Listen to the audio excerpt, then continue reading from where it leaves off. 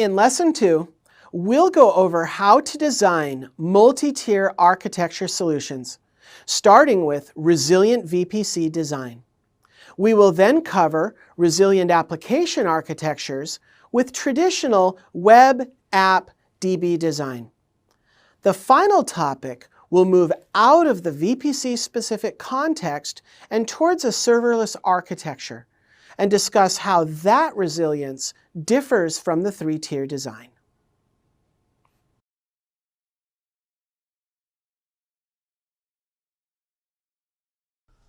When designing for resilience, one of the most fundamental decisions you can make is at the VPC layer, deciding how many availability zones you're going to use when deploying that VPC network into subnets.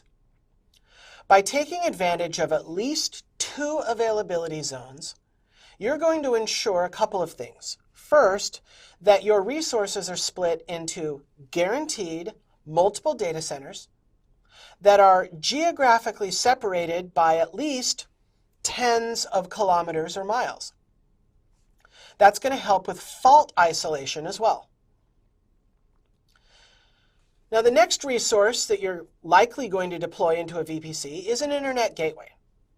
And for all of these different gateways, I've looked at the AWS documentation and tried to use as close to the same wording as they do when they're describing the resilience of the resource.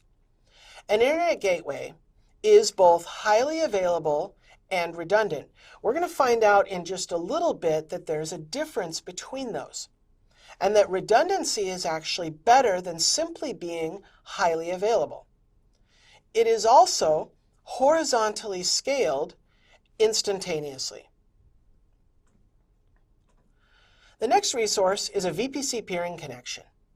And this is going to behave similar to an internet gateway in that there's no underlying hardware. There's no single point of failure because it is an entirely virtual resource. And it's not really possible for it to become a bottleneck as it attempts to scale to handle the amount of traffic that you're passing through it. VPC endpoints, whether they are gateway or interface endpoints, are also, like the peering connection, highly available and redundant, as well as horizontally scaled. They are entirely virtual constructs. So this is going to be similar for all 3 of the resources we've talked about: internet gateway, VPC peering connection, VPC endpoints. All of these are entirely virtualized, so you're not going to have an associated set of hardware that goes along with them. The virtual private gateway is a little bit different. It is hardware backed. And it's mentioned in the documentation that it's highly available, but you're not going to find the word redundancy mentioned there as well, because the virtual private gateway operates in an active-passive mode, meaning you have 2 tunnels, but only one of them is active for your VPN connection. The backing hardware for this active-passive connection is deployed into 2 different data centers associated with the VPC that you've attached it to. NAT gateways, similar to the VPN gateway, are also highly available. Now, I've shown 2 of them here. I don't want you to assume that they are redundant, because they're not. A resilient design for your VPC would include deploying NAT gateways into each availability zone and setting up separate route tables for each of them from your private subnets so that your traffic is isolated to the same availability zone that the NAT gateway is deployed into. If the NAT gateway underlying hardware becomes degraded or unavailable at any point, AWS will replace the resource, but there will be a short interruption of service, and so you're not going to find the words fault tolerance or redundant associated with the NAT gateway.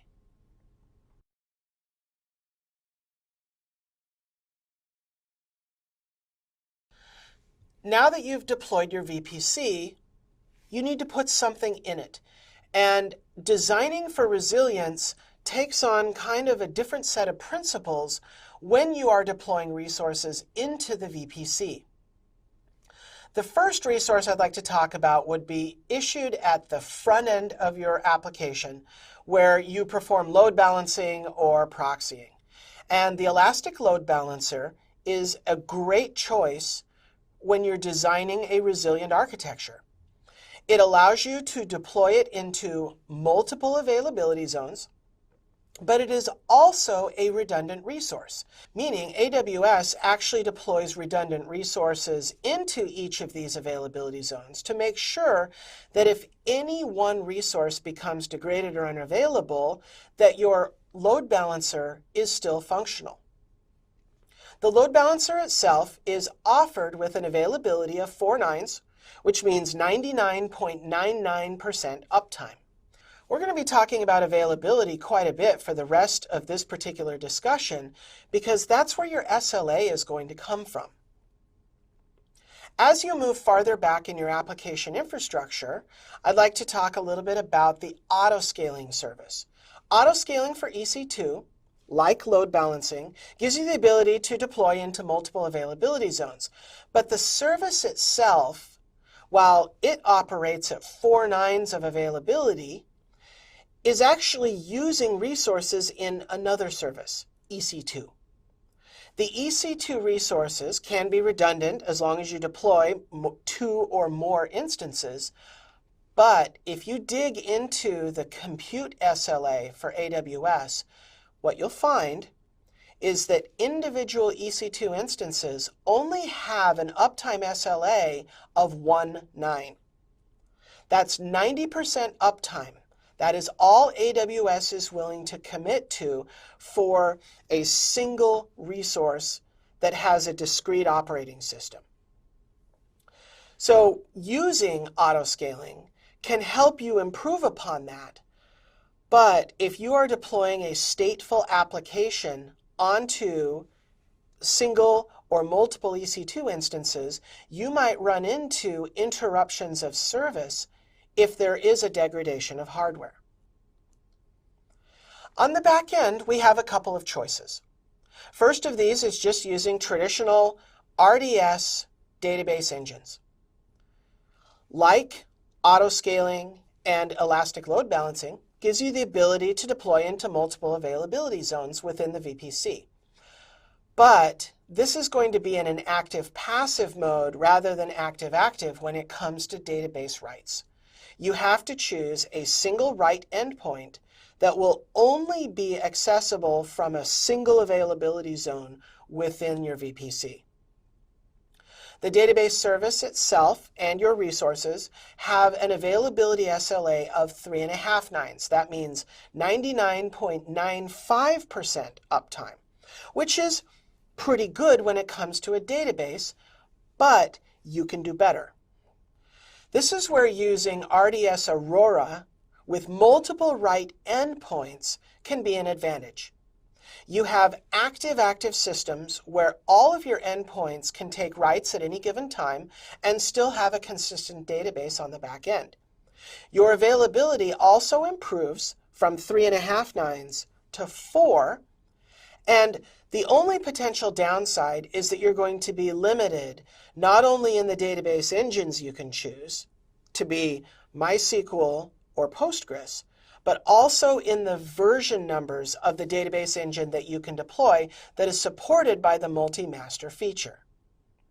Now, this infrastructure is highly available end-to-end. It is self-healing on every single tier: load balancing, auto-scaling, database, and the VPC itself.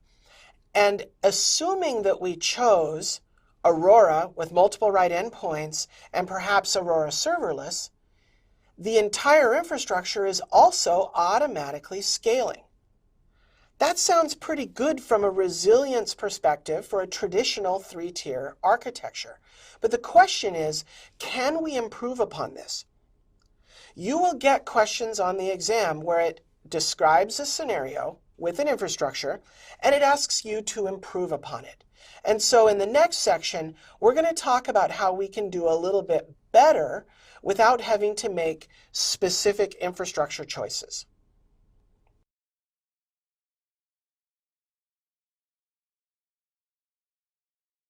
There are a lot of services within the AWS ecosystem that operate in a serverless capacity. That means that they are closer to software as a service than platform as a service that might have discrete resources that you have to scale horizontally.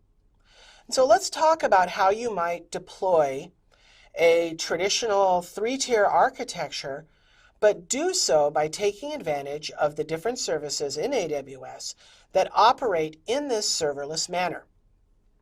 And we're going to start all the way out at the front end with DNS. That's Route 53 that isn't even deployed into the region and availability zone infrastructure at all. So for your DNS lookups, this is operating at a global scope where the resources are deployed into many data centers around the world called edge locations. And this is one of the very few services within AWS that is given a 100% uptime SLA. Now, I want to be careful with that one because that doesn't mean that AWS is guaranteeing that the service will be up 100% of the time. What they're saying is that if it is not, and you can prove that your infrastructure was impacted by such an outage, that you will get a credit on your monthly bill. As we move a little bit farther inward, we reach CloudFront. So you've done your DNS lookup, and now you're attempting to actually hit endpoints. CloudFront is the CDN service, or Content Delivery Network, for AWS. And it too operates at a global scope. It is offered with an availability SLA of 4 nines and allows you to front your region-specific resources with a global object that can then cache those resources in many places around the world. One type of origin that you can configure for CloudFront is S3. Placing your static assets into an S3 bucket does force them to be stored at a region scope, but because they are cached through CloudFront, your end users are not necessarily going to be aware of that. Individual S3 buckets and objects have a 4-9 availability SLA as well. For your dynamic resources, you have a couple of choices, but I've chosen to go with an API gateway. The API gateway service operates at the region scope as well and gives you a 4 nines availability for uptime. This is where your dynamic requests can be sent before they're forwarded on to the actual application containers that are hosting your code that will execute business logic. Let's say for a moment that we'd like to do some authentication against the backend first. We could deploy a service like Cognito using user pools or identity pools to make this happen. Cognito has natural integration points with the API gateway, has no discrete resources associated with it, and is deployed at the region scope. It has a 3-9 availability uptime SLA. Now, once we get to our actual code running on the back end, we have choices. I've chosen to go with Lambda because the Elastic Load Balancer and EC2 solution, or Elastic Load Balancer and ECS solution, does require discrete resources running your code. Lambda does not. Lambda is entirely serverless. It is also within that region scope and gives you a 99.95% uptime SLA. For data persistence, I've chosen DynamoDB because RDS is not serverless unless you go with the very specifically targeted Aurora serverless offering. DynamoDB does force you into a NoSQL situation, but it is deployed at the region scope, has no specific resources, and you simply provision the number of reads and writes that you would like your table to achieve, and you get 4 nines of availability for uptime. Now with this entire infrastructure, there were a couple of different numbers that I threw out as far as the SLA is concerned. And we could go with a simple calculation saying that Cognito is the weak link. 3 nines of uptime means that the entire infrastructure is likely only going to be able to experience those same 3 nines. However, if we were to do a more detailed look into our workloads, we might find that only a tiny percentage of our requests actually go to Cognito.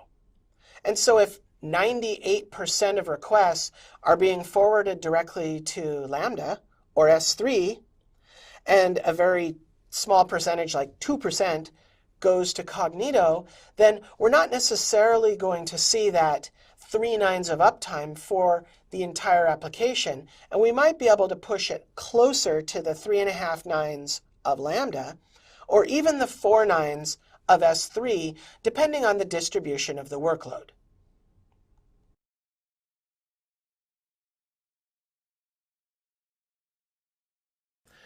We've reached the first of our question breakdowns for the course. I want to give you a quick explanation as to how these are going to work. For each of these lessons, we're going to walk through 2 exam-appropriate questions. I'm going to walk you through the question where I've already highlighted a couple of the key terms. We'll read through the answer choices, and then we're going to look at each answer choice specifically and determine how it relates back to the question requirements and if it actually answers the question or not, and we'll finalize by mentioning which answers are actually correct. I want to remind you, though, that understanding which answer is right and why is important, but knowing why the wrong answers are wrong are going to give you an edge on the exam, because it's going to help you eliminate them with confidence.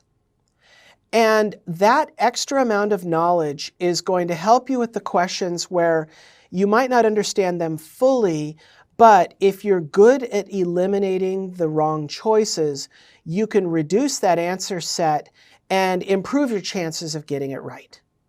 So let's start with our first question. An application is currently hosted on an EC2 instance and consists of static images, JavaScript, Java code, and a MySQL database. So this is all running on the same instance. What steps could be performed to improve the resilience? Pick 2. So right off the bat, we're going to start with one of the more complex questions that requires you to read through 5 answer choices and figure out the 2 of them that are correct, because if you only get 1 of them, there's no partial credit. Let's take a look at A. Move the database to RDS and enable multi-AZ. Well, relocating the database off of an unmanaged resource like EC2 to a managed service like RDS and enabling multi-AZ will absolutely improve the resilience of that overall infrastructure, because you've now split up your architectural tiers. You don't have to run the database on the same instance as everything else, and you're now pushing off a lot of the operational overhead of managing that database to AWS. What about B? Resize the EC2 instance to increase memory and CPU. This might actually be a good idea from a performance perspective for your application. But from a resilience standpoint, it's really not going to make much of a difference. Let's look at C. Move the static images and JavaScript to an EFS volume. Well, if this were just a one-off task, getting the static content to EFS doesn't really improve the overall resilience, because there's still a single entry point for all of the assets. D. Move the static images and JavaScript to an S3 bucket. Now we might be making some difference. Migrating those static assets to S3 will absolutely improve resilience because now you're hosting them on a managed service that has a completely different availability SLA and is certainly higher than the 1.9 that you get with EC2. You do have side benefits. One of the secondary effects can be improved performance because now you'll be able to take requests from a larger number of disparate sources, and EC2 is no longer required for hosting those assets in the first place, so your dynamic code may end up performing better as well. What about E? Move the static images and JavaScript and Java code to one EBS volume and the database to a second volume. Splitting up the code, the static assets and application code from the database, you're still requiring a single endpoint for all of the assets. And since that single endpoint has only a 1.9 availability SLA, it doesn't matter how many EBS volumes you're using on the back end because they still all require that one EC2 instance to be in service to be able to access the data. The correct answers for this question are A and D. All right, let's move on to the second question for this lesson. As an AWS network architect, you are responsible for improving the resilience of an existing VPC network with the following configuration: 2 AZs with public and private subnets deployed into each, an internet gateway, and a single EC2 NAT instance that is deployed into one of the public subnets to allow private subnet outbound internet traffic to happen. Which of the following recommendations would most improve the resilience of this network architecture? You're given 4 choices, and you have to pick one that is correct. And so let's start off with A. Deploy public and private subnets into a third availability zone.